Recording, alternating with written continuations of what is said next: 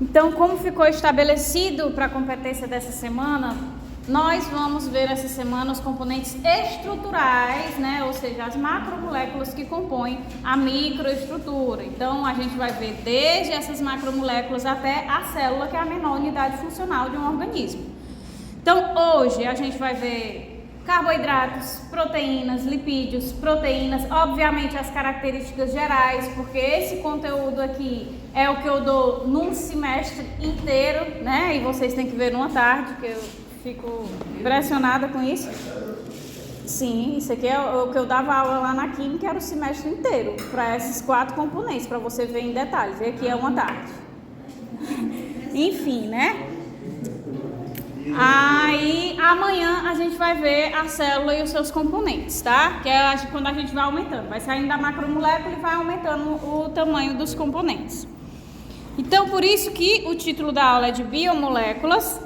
Então, a bioquímica é o estudo, né, da química das células e organismos. Assim, ela vai estudar, eu também não sei se esse tá com animação, mas eu acho que não. E sim, ela vai estudar os tipos de moléculas encontradas nos sistemas biológicos, a sua estrutura e as suas propriedades químicas. Então, a bioquímica também lida com a função dessas moléculas, como elas interagem e quais reações elas vão sofrer. Então, quando for na semana que vem, é que a gente vai conseguir visualizar isso melhor, porque a gente vai ver agora a parte saiu da bioquímica estrutural e vai para a bioquímica metabólica. E aí a gente consegue vislumbrar melhor como é o funcionamento de fato dos organismos, desde a menor unidade funcional até quando a gente vai aumentando.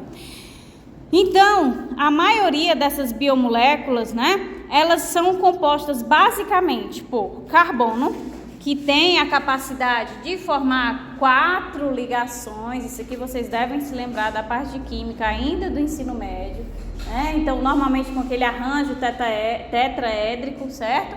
Então, por isso que o carbono é o principal componente das moléculas orgânicas, devido a essa capacidade dele de formar 4 ligações. Além do carbono, certo? A gente também tem outros elementos importantes na formação das moléculas orgânicas. Hidrogênio, oxigênio, nitrogênio, fósforo, enxofre. Esses são os principais componentes. Existem outros? Existem, que tanto a gente vai ver, por mais que a gente vá detalhar as macromoléculas, a gente vai ver também, falar superficialmente desses outros componentes. Então, cerca de 30 elementos são exigidos pelos sistemas biológicos, incluindo iodo, vários outros metais, ferro, potássio, os outros que também são necessários para o funcionamento do organismo, embora a maioria deles seja necessária em pequenas quantidades. Então, toda a estrutura viva, toda a estrutura dos organismos vivos, desde os seres unicelulares até os multicelulares, são compostos por essas macromoléculas. E todas elas, sejam um carboidrato, seja um lipídio, seja uma proteína, seja um ácido nucleico, tem na sua composição básica, principalmente, predominantemente, esses elementos aqui, certo? Então, as biomoléculas, elas podem ser divididas em várias classes principais e algumas classes menores. Então, os aminoácidos e as proteínas. Os aminoácidos, né? Eles vão ser aí, a gente vai começar a resumir de forma bem superficial as classes principais, que são proteínas, lipídios, carboidratos, ácidos nucleicos. Vamos ver os íons inorgânicos, certo? E aí a gente vai dar só uma pincelada para depois entrar profundamente. Então, os aminoácidos e as proteínas, eles são moléculas relativamente pequenas, com pesos moleculares em torno de 100, 200, obviamente os aminoácidos, né, que são os monômeros que vão formar aí os peptídeos, polipeptídeos, proteínas de grande peso molecular, são usados para produzir energia, para sintetizar outras moléculas como hormônios e também para produzir as proteínas. Significa então que os aminoácidos, eles não servem apenas para compor as proteínas, não, eles têm diversas funções dentro do metabolismo do organismo. As proteínas já vão ser aí os polímeros desses aminoácidos. Eles dobram-se em formas específicas e variam em peso molecular de vários milhares a mais de 1 milhão de aminoácidos, né? Então, as proteínas funcionam como enzimas, que catalisam as reações que acontecem dentro do nosso organismo. Então, a capacidade que a gente tem de converter a glicose que a gente se alimentou em ATP, em energia, é todo realizado por enzimas. Se a gente não tivesse a ação dessas enzimas, que são proteínas, a gente não conseguiria obter essa fonte de energia de forma viável, né? Numa velocidade viável, porque a gente precisa que essa catálise aconteça através dessas moléculas. Além disso, podem ser elementos, moléculas de transporte. Vocês viram a parte de lipídios, então vocês viram lá que existem proteínas na membrana que têm esse papel de transporte. Temos também a função de anticorpos, que é quando vocês forem ver a semana da imunologia, aí vocês vão ver que todos os nossos anticorpos são proteínas, né? As imunoglobulinas. Então, elas têm as mais variadas funções, certo? Os carboidratos, né, que podem ser os açúcares, os amidos, eles são os menores carboidratos, são os monossacarídeos, que a gente vai já ver, que tem um peso molecular em torno de 100 e 200 também. São uma importante fonte de energia para os sistemas biológicos, é a principal no sentido de a primeira a ser utilizada, porque elas são bem mais viáveis. Os polissacarídeos, eles são polímeros de monossacarídeos com pesos moleculares frequentemente aí da casa dos milhões, e eles também têm formas definidas e servem como elementos estruturais ou como energia metabólica armazenada. Então, os carboidratos têm essa função de fornecer energia para o nosso organismo, mas eles também têm uma função estrutural muito importante, certo? A gente consegue visualizar melhor essa função estrutural quando a gente pensa nos vegetais, nas plantas. E aí o componente principal que dá sustentação é o que? A celulose, que reveste ali as células de vegetais. E aí esse componente é puramente um polímero de glicose, com variações na sua ligação, certo? Que a gente também vai ver. Então aqui é só a ilustração da moléculazinha de glicose, que é a mais conhecida. Os lipídios, que a gente também conhece por gordura, por óleo, eles são moléculas insolúveis em água, relativamente pequenas, com pesos moleculares de 750 até 1.500. Por serem definidos por sua insolubilidade em água, são quimicamente mais diversificados do que as outras classes de biomoléculas. Então, vocês devem ter visto, né, que eles são hormônios, eles são pigmentos, eles são sinalizadores, então eles têm as mais variadas funções, além de só compor a membrana e delimitar ali, separar o conteúdo intracelular do meio extracelular. Então, os lipídios, eles são usados para a produção e armazenamento de energia, hormônios, elementos das membranas celulares, vitaminas. Eles não polimerizam para formar macromoléculas, mas podem se agregar de forma não covalente para formar estruturas muito grandes. Por exemplo, a formação aí da membrana, né? Eles não polimerizam como as demais, como o carboidrato, mas ele consegue manter uma estrutura organizada, que é o principal motivo de existir a vida hoje, porque se não tivesse acontecido a formação da bicamada lipídica para delimitar, separar o conteúdo intracelular e formar um organismo, isso não teria acontecido, a vida não aconteceria, certo? Então, basicamente, a composição de um lipídio é um hidrocarboneto, né? Uma sequência de carbonos aqui, e nesse caso a gente tem especificamente um lipídio que tem como característica ser anfipático, porque ele tem essa cabeça polar, que é a característica daqueles lipídios que compõem as membranas. Os nucleotídeos e os ácidos nucleicos, né? Os nucleotídeos, que são os monômeros dos ácidos nucleicos, são pequenas moléculas com pesos moleculares elevados. Eles funcionam na transferência de energia e também ajudando enzimas a catalisar reações, além de que a principal função desses nucleotídeos, quando eles polimerizam para formar um ácido nucleico, ser transferir a informação genética, para que a gente consiga sintetizar inúmeras proteínas que vão manter ali a homeostase da célula, vão manter o processo metabólico que está acontecendo dentro daquele organismo. Então, a gente precisa que tenha esses nucleotídeos, esses ácidos nucleicos, para conseguir realizar todo o sistema biológico da vida.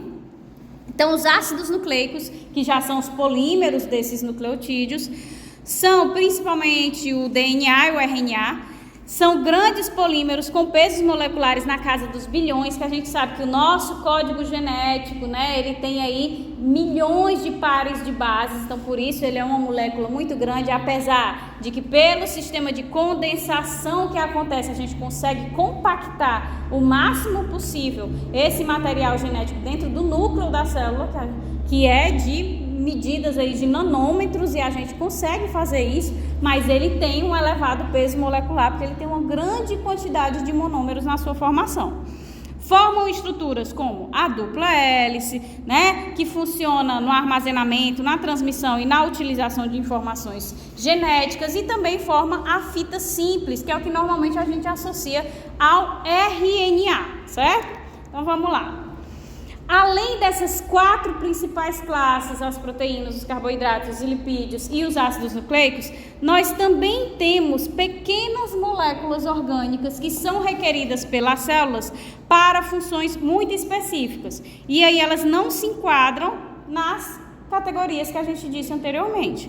Então, são precursoras de biomoléculas que ajudam as enzimas a funcionar, muitas vezes relacionadas a vitaminas. Então, por que a gente tem, durante o nosso processo nutricional, que adquirir vitaminas? Porque muitas dessas vitaminas são requeridas como cofatores para uma determinada proteína enzimática conseguir realizar o seu processo de catálise. Então, não adianta eu conseguir sintetizar a macromolécula que realiza a função se o elemento intermediário necessário para que aquela catálise aconteça não existir. Então, eu tenho que ter a vitamina, que também é uma molécula orgânica, mas não das 4 classes principais. Também vão funcionar aí como intermediários de vias metabólicas, justamente nesse processo de catálise. Então, muitas vezes se liga o substrato à enzima, mas para que a catálise aconteça, a gente precisa que o intermediário se ligue em outro ponto do bolsão do sítio ativo dessa proteína, para que ela consiga realizar essa catálise. Porque à medida que a gente vai tendo essas interações do substrato com a proteína, do intermediário com a proteína, ela vai sofrendo modificações. Porque quando 2 moléculas se aproximam, elas começam a interagir, né? Então vai acontecendo interações de forças de Van der Waals, de polo, então vai tendo atração de cargas, e aí ela vai mudando um pouco a sua conformação para que ela consiga realizar o processo de catálise, tá? Além disso, além dessas pequenas moléculas orgânicas que também são necessárias para o funcionamento do metabolismo, aqui eu coloquei o exemplo clássico do ácido ascórbico, né? Se eu não tenho o ácido ascórbico, eu não consigo, e aqui ele funciona como precursor e não intermediário da catálise da enzima. Se eu não tenho o ácido ascórbico, eu não consigo, eu não tenho substrato para a enzima converter ele no processo de síntese do colágeno. Então, por isso que o escorbuto é o quê? Quando começa a ter as lacerações, que eu estou perdendo o colágeno, estou perdendo a estruturação, que ajuda a manter estável a pele dos 2 tecidos, né, de epiderme e derme. Então, eu estou perdendo ali o colágeno porque eu não tenho essa vitamina. Então, ele é também essencial ao metabolismo. E embora... Oi? No caso, a vitamina C, ela funciona como o quê? É um precursor do colágeno. Ele vai atuar como precursor do colágeno. Sem ele, a gente não consegue sintetizar o colágeno de jeito nenhum. Por isso que começa a ter as feridas de gengiva, essas coisas. Embora não sejam biomoléculas, os íons inorgânicos também são requeridos pelas células frequentemente em quantidades vestigiais. Então aí vai incluir o cálcio, o sódio, o ferro, o magnésio, o potássio, o cloro, entre muitos outros, certo? Então os íons inorgânicos, eles desempenham uma variedade de funções como elementos estruturais. O cálcio, ele faz parte da composição do osso. Então, apesar dele ser requerido em pequenas quantidades, ele é essencial, certo? Sem ele, a gente começa a ter o quê? As patologias, né? Então, tem uma osteoporose, vai tendo a falta. Então, você precisa ter a fonte desses íons inorgânicos. O sódio é essencial para manter o equilíbrio eletrolítico dentro da célula. Então, aquele transporte constante, ativo da bomba de sódio e potássio está acontecendo ali e tem que ter a presença do potássio, tem que ter a presença do sódio, certo? Então, a regulação da pressão osmótica e transporte, o sódio, se ele aumenta na circulação sanguínea, vai aumentar a pressão arterial. Então, tudo vai impactar no processo metabólico do organismo. Componentes de proteínas e enzimas, nós temos diversas proteínas que precisam de cofator, o ferro. Ele vai funcionar aí como um transportador de elétrons. Vocês já viram a parte de respiração? Lá na cadeia transportadora de elétrons, todos os complexos que fazem a parte de transporte de elétrons, para que no final a gente consiga obter o ATP, a fonte de energia, todos aqueles complexos, eles têm dentro deles proteínas que contêm o ferro. Então, sem o ferro, a gente não tem o complexo que faz o transporte de elétrons. Se eu não tenho o complexo que faz a respiração celular funcionar, eu não vou ter ATP. Sem ATP, morre a célula. Se for tendo uma morte, né, ampliada, vai morrer no organismo como um todo, certo? Então, vamos adentrar nos detalhes de cada uma das classes principais, certo? Só delas. Então, primeiro, vamos começar com os carboidratos. Eu pensei assim, como é uma aula muito extensa, então a gente inicia com os carboidratos, depois, quando finalizar carboidratos, a gente dá um intervalinho curto, volta com lipídios e proteínas, dá um intervalinho curto e termina com os ácidos nucleicos, beleza? Então, os carboidratos, eles são as moléculas mais abundantes da Terra e são a principal fonte de energia em muitos organismos. Servem para armazenar energia e são componentes estruturais em alguns organismos. Então, devido à sua ampla distribuição, os carboidratos são as moléculas mais abundantes. E aqui, essa classificação aqui de moléculas mais abundantes é principalmente devido às plantas. Qual é o principal carboidrato que está ali nas plantas? A celulose revestindo, né, a parede celular das células vegetais. Então, ela tem essa abundância. Qual é a... Esqueci agora a classificação, mas acredito que seja o filo. Não sei, qual é o filo que tem mais animais? Filo. Os artrópodes. Qual é o componente da parede dos artrópodes? Quitina. Quitina é um polímero de carboidratos. Então, por isso que os carboidratos são os mais abundantes no planeta, certo? Então, a maioria dos carboidratos tem a fórmula geral CH2ON. Então, eles têm essa formulazinha e o N é de quantas vezes isso vai se repetir. O que sugere que eles são hidratos de carbono, por isso no início se fez essa denominação, né, de carboidrato. No entanto, nem todos os carboidratos estão em conformidade com essa fórmula. Alguns não seguem esse padrão, certo? Então, os carboidratos, eles são fundamentalmente polihidroxialdeídos ou cetonas. E alguns contêm nitrogênio, fósforo, enxofre. A aldose mais simples vai ter 3 carbonos, certo? Que vai ter um grupo aldeído e 2 hidroxilas, que é o que a gente chama de gliceraldeído, certo? Esse é o carboidrato mais simples do grupo dos aldeídos, certo? Carboidratos podem ser aldeídos ou cetonas. Do mais simples que existe é o que tem 3 carbonos, dos aldeídos é o gliceraldeído. Do grupo das cetonas, o mais simples também é um que tem 3 carbonos, mas ele vai ter aí como grupo o cetona, né? O grupo que define a sua classe, e também 2 hidroxilas. Então, vai variar só o grupo mesmo, um é aldeído ou outra cetona, que vai ser a dihidroxiacetona, que é o outro formato, certo? Então, esse é o mais simples, uma triose. Quando vocês estiverem na semana que vem, vendo a parte de metabolismo, que chegar lá na glicólise e disser, vai ter a 5ª reação que vai gerar um gliceraldeído e um dihidroxiacetona. Opa, essas trioses são carboidratos. Então, elas podem ser fonte de energia. E aí a gente vai ver de onde é que se extrai lá no final do processo da respiração celular os ATPs que são gerados, ok?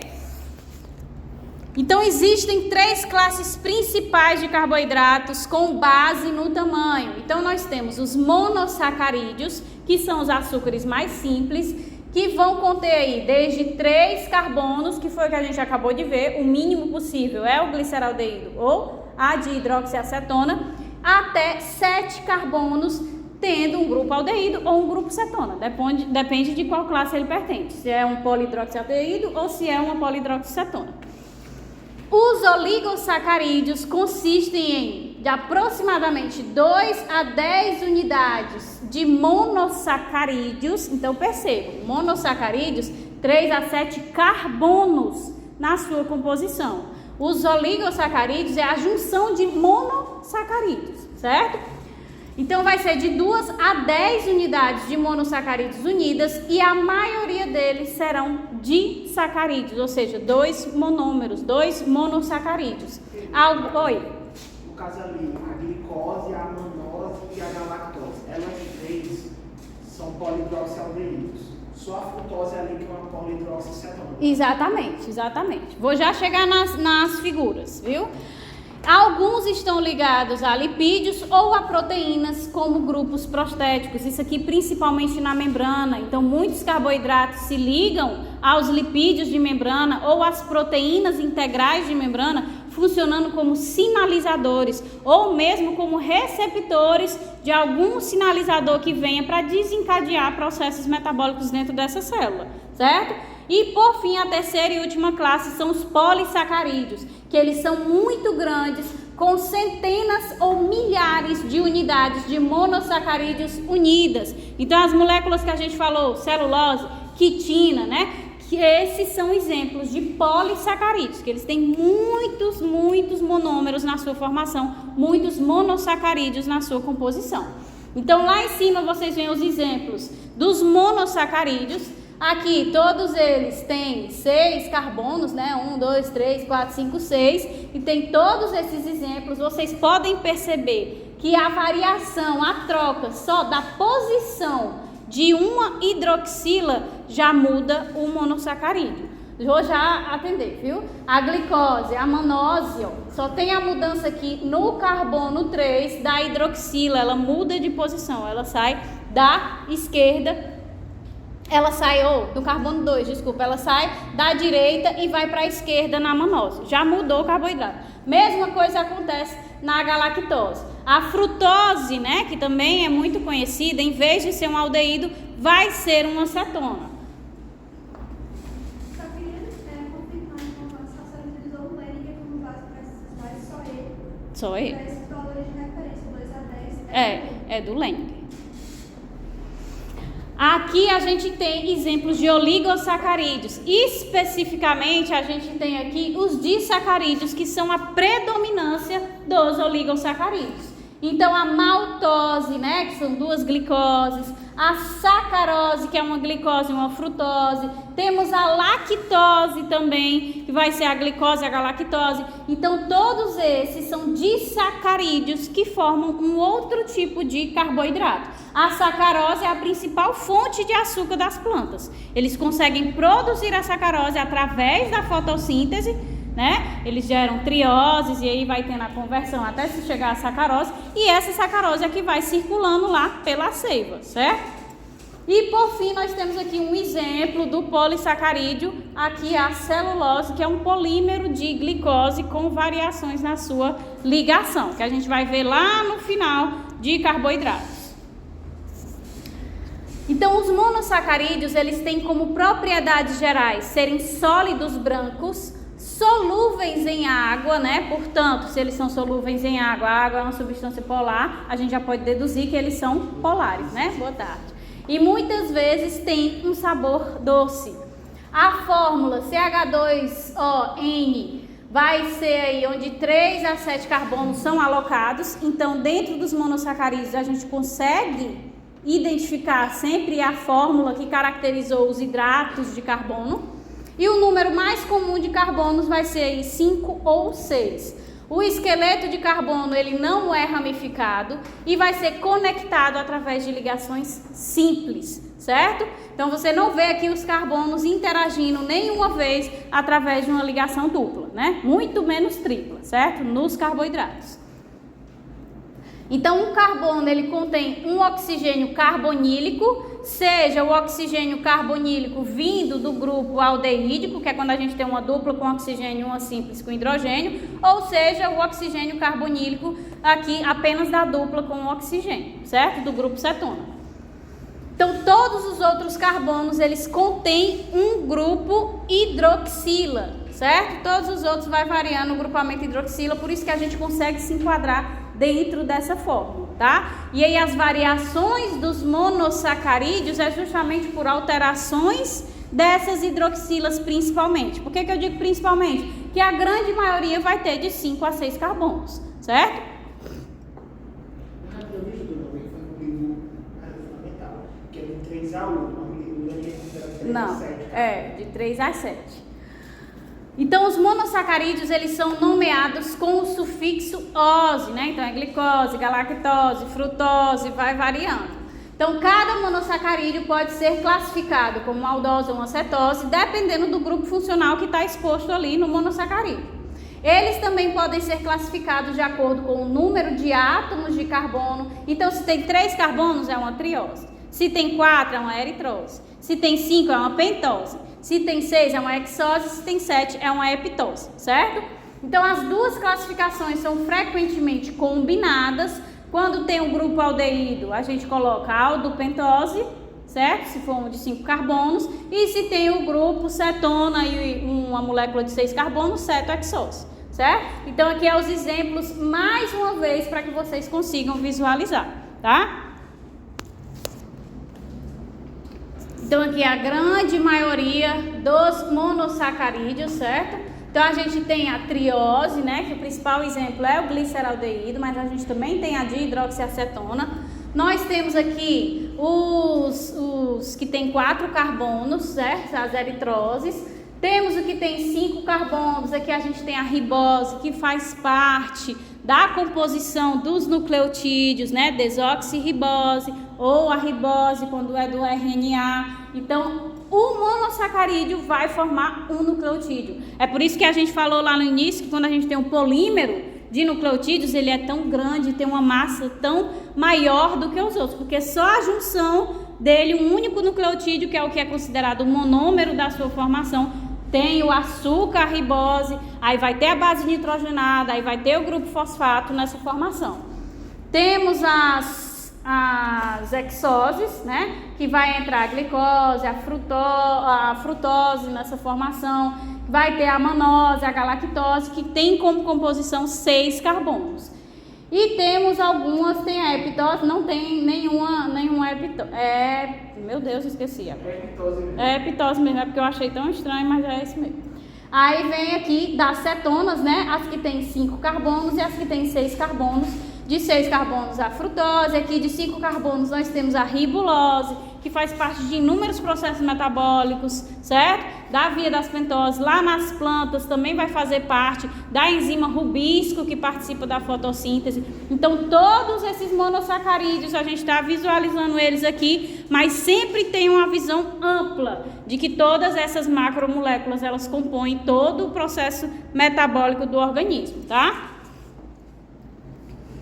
Então, entrando agora nos oligosacarídeos, que é a segunda classe dos carboidratos. Então, eles vão conter de 2 a 10 monossacarídeos unidos. Os mais importantes são os disacarídeos, ou seja, que tem 2, né? Então, a união de 2 monossacarídeos, ela vai acontecer através de uma ligação chamada de glicosídica, certo? Essa ligação covalente é formada com a perda de um átomo de hidrogênio de um dos monossacarídeos e a saída de um radical hidroxila de outro. Então, se tem um hidrogênio saindo de um monossacarídeo e um hidroxila saindo do outro, eu vou estar perdendo o quê? Água, né? Então, é uma ligação covalente que perde água nessa saída. Então, com a saída do hidrogênio e da hidroxila, forma-se a molécula de água. Por isso, pode-se dizer que um disacarídeo formado é formado em uma síntese por desidratação, certo? Existem 2 características básicas para qualquer disacarídeo. O primeiro é a identidade dos componentes monossacarídeos. Eu sei que a sacarose ela é formada por glicose e frutose. Não existe glicose mais galactose, aí já muda, já é outra coisa, entendeu? Então, eles têm como identidade por quais monossacarídeos eles são formados. Então, eles podem ser iguais ou podem ser diferentes. Eu tenho a manose, que vai ser glicose-glicose. Então, são iguais. Mas eu tenho a sacarose, que é glicose-frutose. Então, são diferentes. A segunda é a natureza da ligação glicosídica, né? Isso aqui é o mais importante nessa classificação. O vínculo, ele é caracterizado pelos carbonos dos monossacarídeos que estão ligados e pela orientação da ligação, se é uma orientação alfa ou é uma orientação beta. Isso aqui a gente não vai adentrar, certo? Porque existe uma parte gigantesca no Leniger só para mostrar a estrutura de Haworth, para como é que funciona essa ligação. Mas existe tempo para isso? Não existe. Então essa parte a gente vai pular, certo? Então o disacarídeo será um açúcar redutor quando o grupo aldeído permanecer, certo? Quando a ligação glicosídica, ela deixa na extremidade desse disacarídeo um grupo aldeído, então ele vai ser um açúcar redutor. Se ele participou da ligação glicosídica, ou seja, ele não vai ficar, né, exposto, então esse açúcar ele não vai ser redutor, certo? Então a gente tem alguns exemplos desses disacarídeos. A gente tem a maltose, que é um disacarídeo comum, e a sua hidrólise ácida ela vai produzir D-glicose, ou seja, ele é formado por duas glicoses, de modo que ambos os monossacarídeos são glicose. Então a maltose é um açúcar redutor contendo um grupo aldeído livre. Se ele tem um grupo aldeído livre, ele é um açúcar redutor, exatamente, que é o que permite a existência de duas formas do carboidrato, a alfa-maltose e a beta-maltose, pois o grupo aldeído ele permite um fenômeno chamado de mutorrotação. Eu também não poderia excluir tudo, certo? Mas quando a gente tem o oligossacarídeo, principalmente o disacarídeo, formando juntando, né, pela ligação glicosídica, dois monossacarídeos e deixando em uma extremidade o grupo aldeído, portanto, deixando esse açúcar redutor, quando ele está em solução, ele fica alternando as duas formas, forma alfa e forma beta. Forma alfa e forma beta é só ficar trocando a ligação, é como se eles ficassem mudando de posição. Esse fenômeno de quando o açúcar é redutor e está em solução aquosa e ele fica alterando a sua estrutura é chamado de mutorrotação, certo? Isso só vai acontecer quando o açúcar for redutor, porque quando chegar lá na frente que vocês forem visualizar os polissacarídeos, aí vocês vão ver, a celulose ela faz a ligação da glicose alfa 1,4. Aí deixou um grupo exposto lá.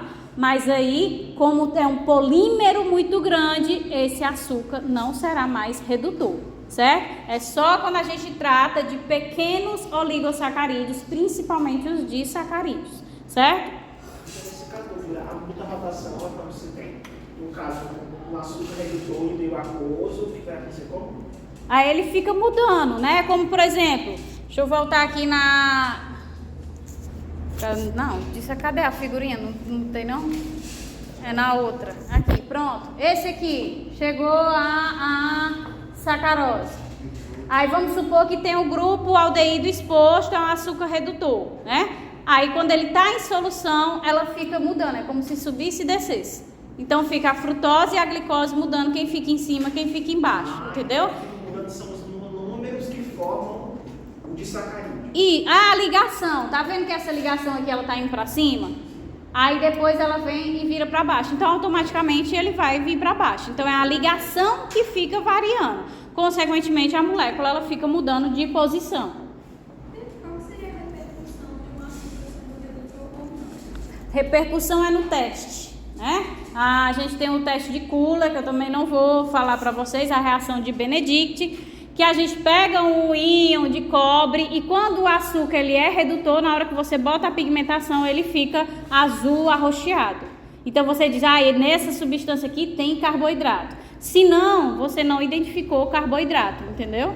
Perguntando alguma repercussão no organismo, assim, qual que seria uma repercussão no metabolismo do açúcar sendo redutor ou não? Não. A importância de entender que ele é redutor ou não? Então, dentro do organismo não tem essa importância não. Foi importante para os testes, né? Para identificar quando uma amostra tem carboidrato e quando uma amostra não tem carboidrato. Mas dentro do organismo é o funcionamento normal. O açúcar é redutor, aí ele funciona do modo que ele tem que funcionar dentro do metabolismo, a maltose. Não redutor, sacarose funciona do modo que ele tem que funcionar dentro do organismo.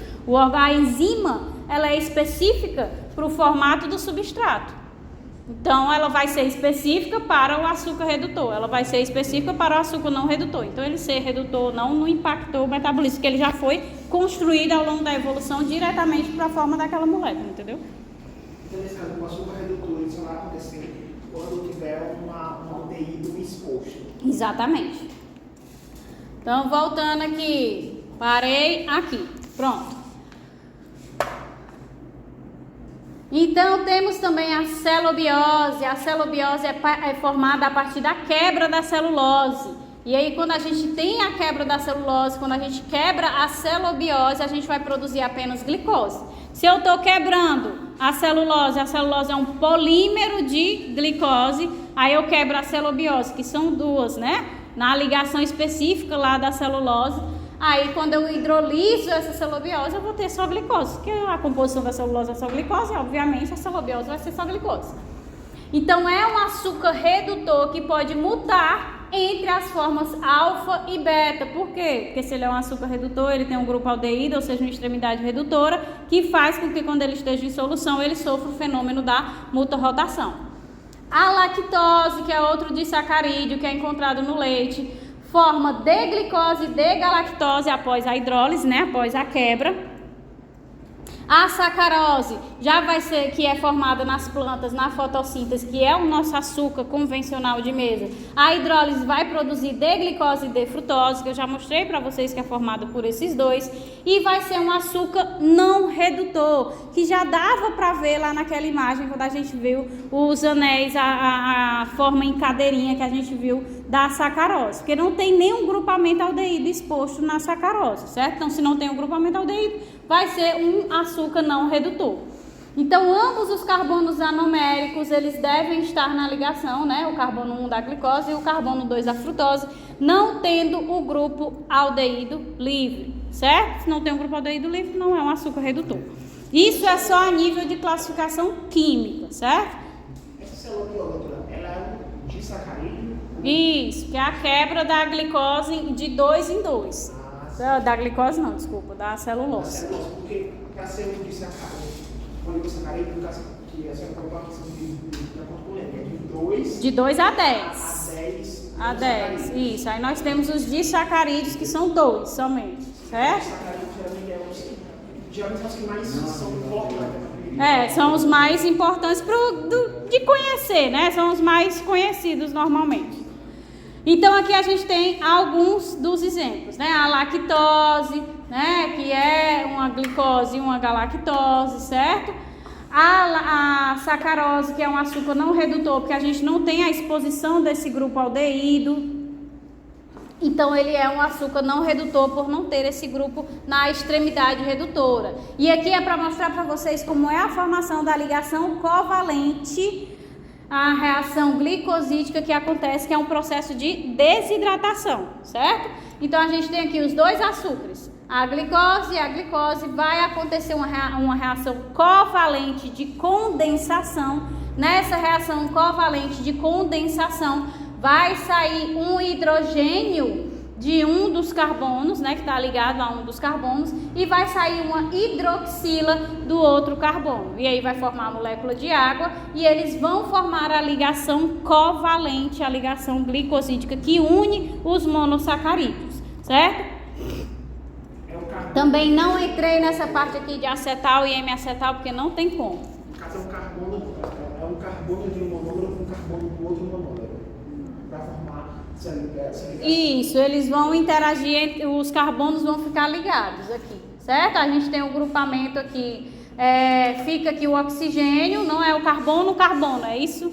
Tá perguntando se a ligação é carbono. O oxigênio vai virar, vai juntar com os dois da água, né? Isso, mas aqui, ó, perceba que aqui tem aqui ele trocou, né? Ele falou, eu fiz invertido. Aqui a hidroxila e o hidrogênio sai, então vai ligar esse carbono com esse oxigênio, tá entendendo? E aí fica aqui o hidrogênio. Essa água já saiu, certo? Então aqui já é a formação, é o carbono, oxigênio, carbono, certo? E é covalente. É covalente. O carbono que é a metal, o oxigênio é a metal, então por isso a metal com a metal que forma ligação covalente. ligação covalente por causa disso, o compartilhamento de elétrons, ligação de carbono normalmente é uma ligação covalente, né? Ligação carbono com hidrogênio, com qualquer outra molécula vai ser uma ligação covalente. E chegamos na última classe, que são os polissacarídeos, que também são conhecidos como glicanos, e eles têm pesos moleculares muito altos, que é o que eu já falei desde o início, porque são vários monômeros, vários monossacarídeos. Então, nós temos dois tipos de polissacarídeos, que são os homopolissacarídeos e os heteropolissacarídeos. Os homo contém um tipo de unidade de monossacarídeo, né? E os heteropolissacarídeos contêm 2 ou mais tipos de monômeros. Então, os polissacarídeos, eles não têm pesos moleculares definidos, uma vez que as enzimas adicionam ou removem facilmente unidades de monossacarídeos. O glicogênio, que é a nossa fonte de energia de armazenamento, é um polissacarídeo. E a gente não pode determinar qual o peso molecular do glicogênio que está lá no meu fígado e o peso molecular que está lá no fígado da Joana. Porque não tem essa definição, ele só é um polímero de glicose, certo? Então, o polissacarídeo particular é caracterizado por seus tipos de monômeros, os tipos de ligações glicosídicas presentes e o grau de ramificação da cadeia de carbono. Então, os polissacarídeos têm duas funções principais. Em primeiro lugar, eles podem servir como reservas de metabolismo combustível, né? Então, eu dei agora o exemplo do glicogênio, é a nossa reserva. Tem o amido, que é a reserva das plantas, certo? Então, eles têm esse papel de armazenamento. E, em segundo lugar, eles podem ser elementos estruturais ou de suporte de organismos. Então, tem, né? Aqui é os de reserva, amido, glicogênio, dextranas. Mas a gente tem a celulose nas plantas, a gente tem a quitina nos artrópodes, nós temos os peptidioglicanos nas bactérias, que vai compor a parede das bactérias, nós temos o agar nos fungos, certo? Fico só virando a tela do celular. Então, nesse caso aqui não tem peso molecular, isso vale tanto para os homopolissacarídeos quanto para os heteropolissacarídeos? Sim, sim.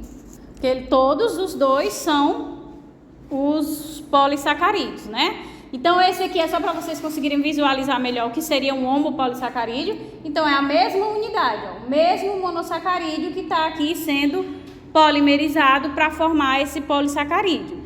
E aqui ele pode ser uma cadeia linear normal ou pode ser uma cadeia ramificada, certo? E os heteropolissacarídeos, vocês veem aqui, que as unidades estruturais, elas são diferentes. É um azul e um vermelho, um azul e um vermelho, certo? Então, tem essa mudança, não é o mesmo.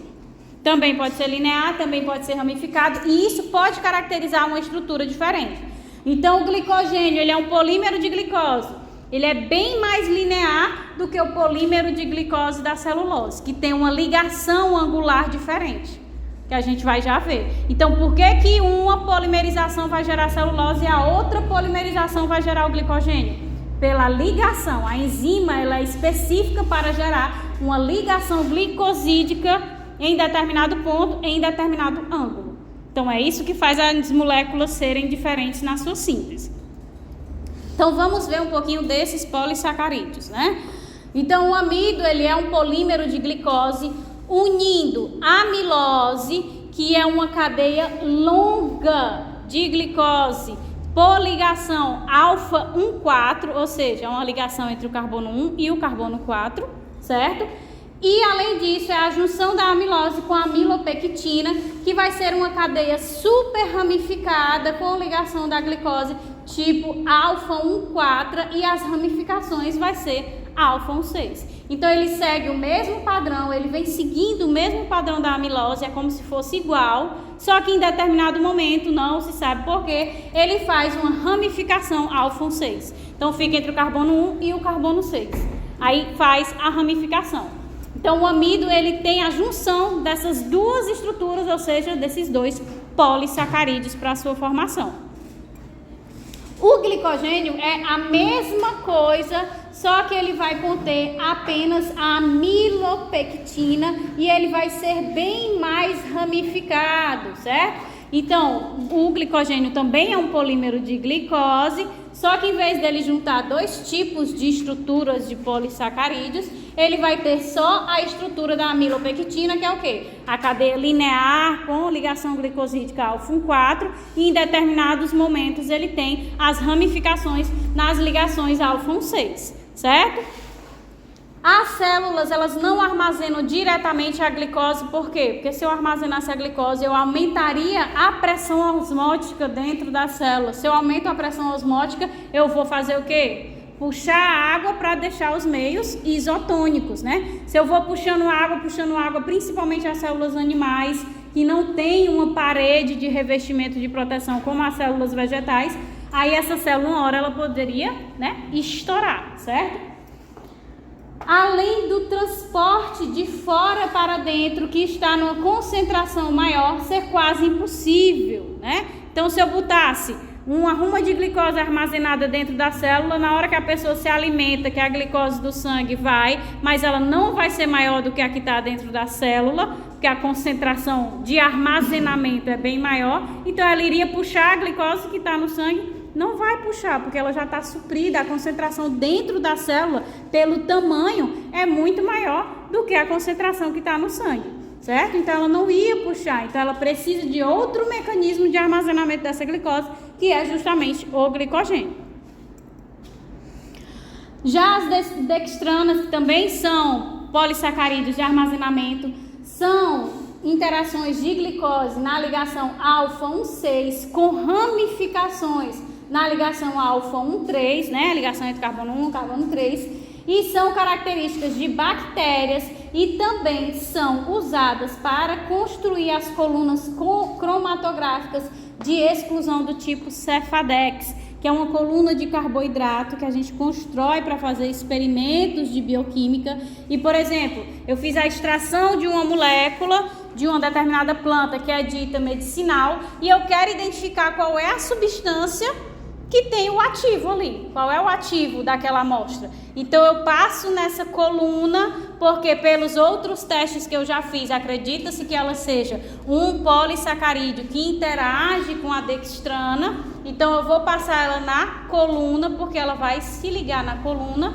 Todo o resto das moléculas que não interagem com a dextrana vão ser lavadas dessa coluna, e depois eu só venho com o separador, que é uma molécula que ela tenha mais afinidade do que pela dextrana. Então eu jogo o separador lá, ela começa a se ligar agora ao separador e se desliga da coluna. Aí eu lavo e tenho a minha amostra para poder tentar identificar que molécula é aquela, certo? Então elas foram de grande descoberta para os experimentos bioquímicos, ok? A celulose já vai ser um polímero de glicose também, mas vai ser mais no estilo da amilase. Mas as ligações são beta-1,4. Em vez de ser alfa-1,4, vai ser beta-1,4. Então, toda essa pequena variação na posição da ligação forma uma molécula completamente diferente, certo? A senhora pode só mostrar na molécula como é que faz essas ligações entre a glicose e... Entendi. Ó, vou já mostrar aqui. Vou só terminar de ler porque já está acabando. E por fim a gente tem a quitina, que vai ser composta por N-acetilglicosamina com ligações beta-1,4 entre elas. E aí, em vez de um grupo hidroxila como na celulose, ela vai ter um grupo amina, certo? Então essas interações elas vão acontecendo com o grupo amino, em vez de ir acontecendo com o carbono, que é o padrão que a gente está lendo aqui. A alfa-1,6 a gente já deduz a alfa entre o carbono 1 e o carbono 6. Então aqui na N-acetilglicosamina vai variar só isso, que em vez de ser uma das partes da ligação, um carbono, vai ser uma amina, certo? Então aqui, ó, percebam na formação do amido, certo? Então a gente vai ter inicialmente no amido a amilose. A amilose ela vai formando ligações glicosídicas, vai juntando os monossacarídeos através de uma ligação glicosídica alfa-1,4. Então a ligação está acontecendo entre o carbono 1 e o carbono 4 do outro monossacarídeo. E isso está acontecendo linearmente. Então a gente tem o carbono 1 aqui, quando vier outro monossacarídeo ser polimerizado, ele vai interagir com o carbono 4 do outro monossacarídeo. E aí vai acontecendo. Por quê? Porque a amilose é uma cadeia linear, certo? A amilose é uma glicose? Isso, é um polímero de glicose. Isso. Para a formação das ligações beta, seria como? Formação da ligação beta é a mesma coisa, é uma enzima que vai lá e ela tem especificidade para formar a ligação beta em vez da ligação alfa. Então, a ligação alfa seria a parte das ligações de cima do plano, das de baixo, seria as beta, como é que seria? Estou assim, entendendo. Dificuldade em compreender o carbono é porque não existe carbono alfa, carbono beta, carbono da química. Então, ligação alfa 1,4, carbono alfa que liga com o carbono 4. Carbono alfa é o primeiro, é o que está ligado ao grupo. Carbono beta é o segundo que está ligado ao carbono alfa, né? Da química, isso aqui, certo? E aqui a gente tem já, em vez de ter a amilose, a gente tem a amilopectina. Qual é a diferença que tem na amilopectina? Ela vai seguindo o mesmo estilo da amilose, fazendo ligações alfa 1,4, só que em determinado momento ela faz uma ramificação do tipo alfa 1,6. E aí, pela posição, a estrutura e morfologia do monossacarídeo, a ligação alfa 1,6, ela causa uma ramificação na estrutura, entendeu? E aí, como é que se forma o amido? Ele junta os dois, ó. Então, tem aqui a amilopectina, que é o linear, né? Vem a amilose, que é o linear, que é esse azul, e a amilopectina é o que tem as ramificações. Então, vai juntando os dois para formar o amido, certo? Aqui é a mesma coisa da celulose, certo? Aqui a gente tem a formação, em vez de ser entre o carbono alfa e o carbono 4, a gente tem a formação do carbono beta, que é o segundo carbono, né? Quando a gente vai contando lá de química, carbono alfa, carbono beta é como se fosse o carbono 1, que está ligado ao grupamento que define aquela estrutura, e o carbono beta é o segundo.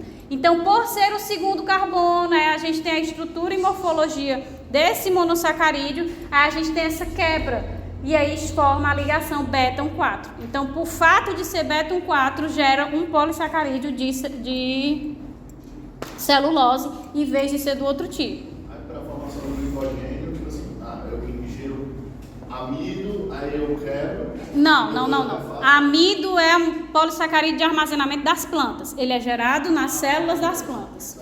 O glicogênio é o nosso, né? Dos seres humanos, dos animais, então ele é gerado nas nossas células, certo? Você come tá falando de digestão. Você come um amido, ele vai ser digerido e vai ser quebrado nos monossacarídeos, entendeu? Depois eu refaço. Refaz no glicogênio. Exatamente. Eu pergunta da Bia, eu fico aqui também com essa dúvida, porque até para observar pela molécula, tipo, eu estou vendo que aquele carbono alfa é porque a hidroxila estava para baixo, não era? E aquele dos betas é porque as hidroxilas elas já estão para cima do plano, não era isso? Porque as ligações alfa não são quando as hidroxilas estão abaixo do plano, e as ligações beta quando as hidroxilas estão acima do plano?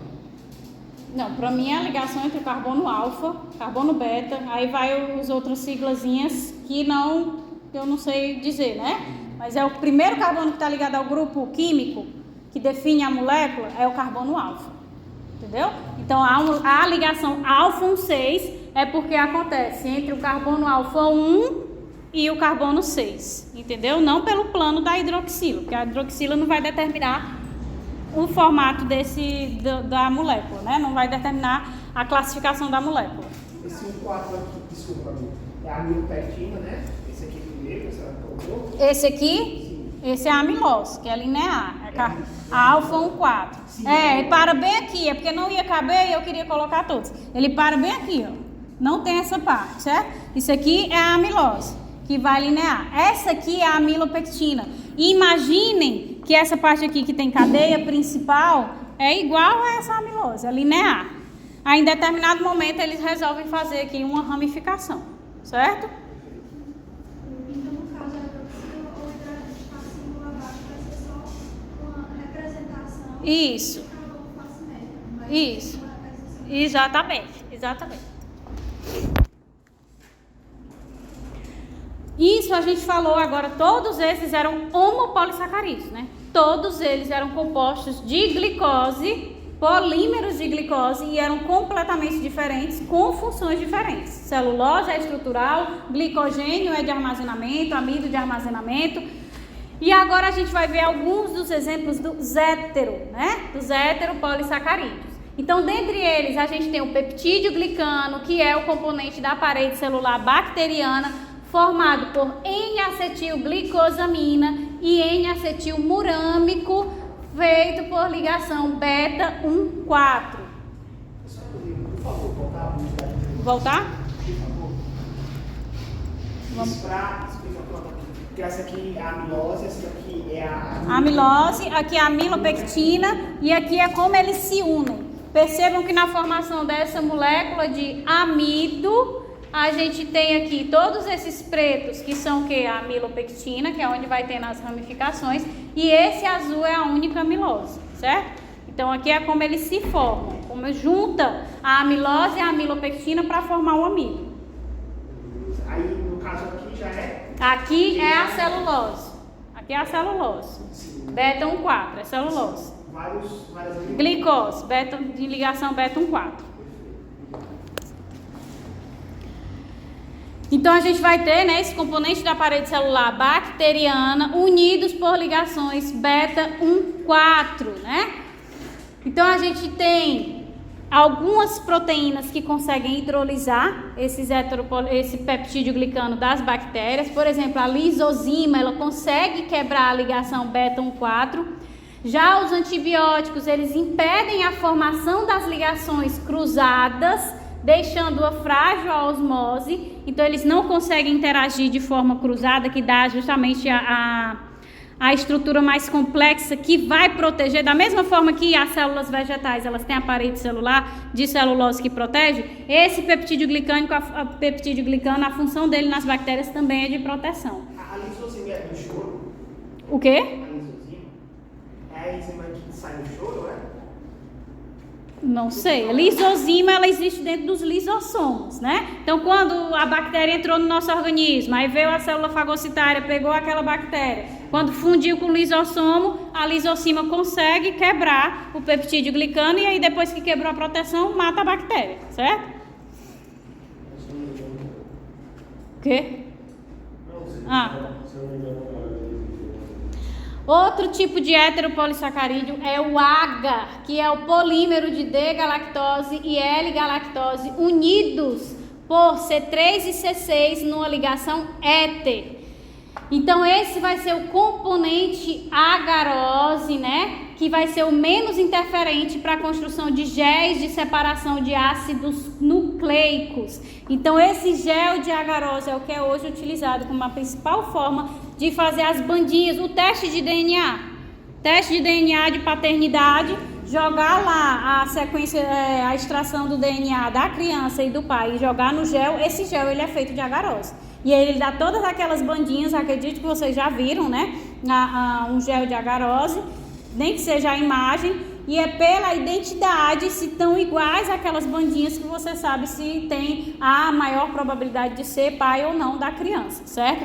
Então foi a descoberta desse polímero que favoreceu a construção desse gel, que é a metodologia mais eficaz utilizada hoje em dia na separação dos ácidos nucleicos.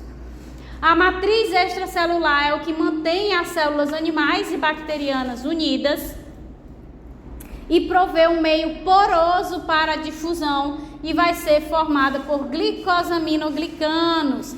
Então tem um disacarídeo onde tem que ser a N-acetilglicosamina e a N-acetilgalactosamina. Tem outro que vai ter o ácido urônico deglicurônico e também o hidrônico. E vai variando na formação desses glicosaminoglicanos que vão compor essa matriz extracelular. E qual é a importância da matriz extracelular? Todo o processo de sinalização que acontece na célula.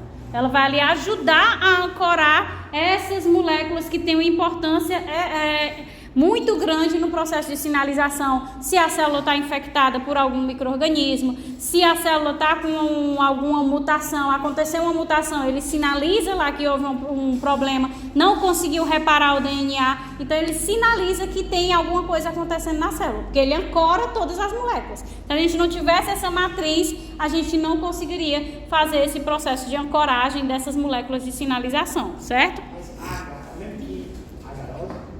Isso, a agarose é como chama o componente para montar o gel, né? O gel de separação dos ácidos nucleicos. Mas você pode só repetir como é que funciona na parede celular da bactéria, tipo, como é que funciona com antibiótico? O que é que acontece? O que o antibiótico faz? Pronto.